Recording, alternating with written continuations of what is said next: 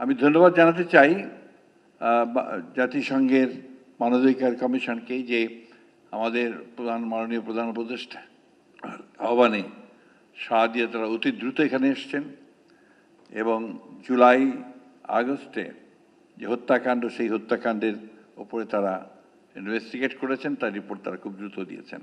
আজকে পত্রপত্রিকায় মিডিয়ায় বিভিন্নভাবে বিভিন্ন বিতর্কের কথা, মতদ্বৈধতার কথা বলা হয় খুব বড় বড় করে, কিন্তু আমি যে কথাটা বলতে চাই যে গণতন্ত্রে তো কিছু মতবিরোধ থাকবেই।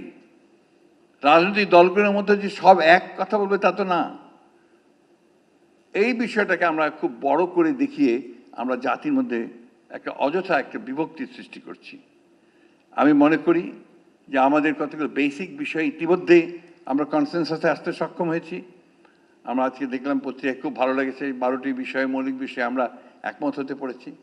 বাকি যে বিষয়গুলো আছে সেই বিষয়গুলো নিশ্চয়ই আমরা যারা নির্বাচন করে একটা গণতান্ত্রিক ব্যবস্থায় যাব অথবা যারা আমরা সরকারে যেতে পারি তাদের দায়িত্ব হবে, কমিটমেন্ট হবে, তাদেরকে একটা অঙ্গীকারবদ্ধ হবেন তারা যে তারা বাকি কাজগুলো সমাধান করবেন। আমরাও চাই যে অতি দ্রুত এই হত্যার বিচার হোক। আমরা চাই যে সংস্কারগুলো যেগুলো খুব জরুরি দরকার সেগুলো অতি দ্রুত হোক। কিন্তু একটা জিনিস আমাদের সকলের বোধহয় মনে রাখা প্রয়োজন, জনগণের প্রতিনিধিত্ব সম্পন্ন সরকার এটা বোধহয় খুব জরুরি দরকার। কারণ ম্যান্ডেট নিয়েই কাজ করা আর ম্যান্ডেট ছাড়া কাজ করার মধ্যে অবশ্যই কিছু পার্থক্য আছে। আমরা আশা করি যে আমাদের সম্মানিত প্রধান উপদেষ্টা মহোদয়ের যে ইতিমধ্যেই জনগণের সামনে যে কমিটমেন্ট করেছেন সেই কমিটমেন্ট অনুযায়ী দেশে একটি অবাধ, সুষ্ঠু, সকলের কাছে গ্রহণযোগ্য একটা নির্বাচন হবে এবং সেই নির্বাচনের মধ্য দিয়ে জনগণের প্রতিনিধিত্বশীল একটি সরকার প্রতিষ্ঠিত হবে, পার্লামেন্ট প্রতিষ্ঠিত হবে। এর চেয়েও বড় একটি প্রশ্ন আছে। সেই প্রশ্নটি কি? সেই প্রশ্ন হচ্ছে যে আমাদেরকে প্রতিষ্ঠানগুলো তৈরি করতে হবে, নির্মাণ করতে হবে। আমাদের যে এত বেশি সমস্যা, এই সমস্যাগুলোর মূলে কিন্তু রয়েছে যে আমাদের সমস্ত প্রতিষ্ঠানগুলোকে এই আওয়ামী লীগ ফ্যাসিস্টরা ভেঙে দিয়ে গেছে। সেটাকে আপনার নির্মাণ করতে হবে, পুনরায় নির্মাণ করতে হবে। কাজটা খুব সহজ নয়, সময় লাগবে, কঠিন হবে, ধৈর্য ধরতে হবে।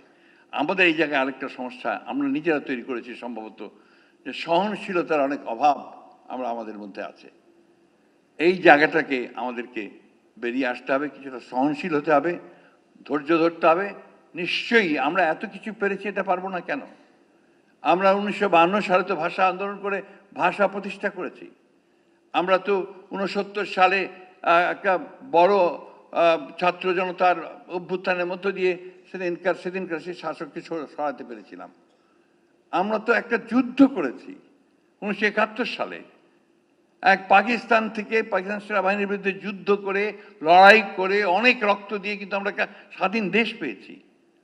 তো সেই জায়গায় আজকে কেন আমরা পারবো না এতগুলো রক্তপাত, এত ত্যাগ স্বীকারের পরে সকলকে নিয়ে সমবেত প্রচেষ্টায় আমরা একটা গণতান্ত্রিক একটা বাংলাদেশ নির্মাণ করতে?